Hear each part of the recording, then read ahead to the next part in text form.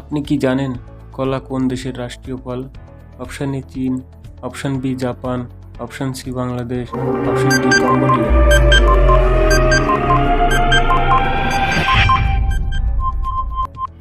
সঠিক উত্তরটি হলো অপশন ডি কম্বোডিয়া।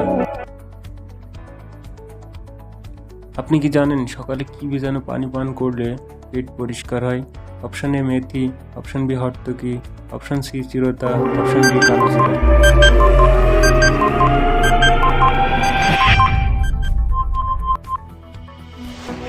সঠিক উত্তর হলো অপশন সি চিরতা।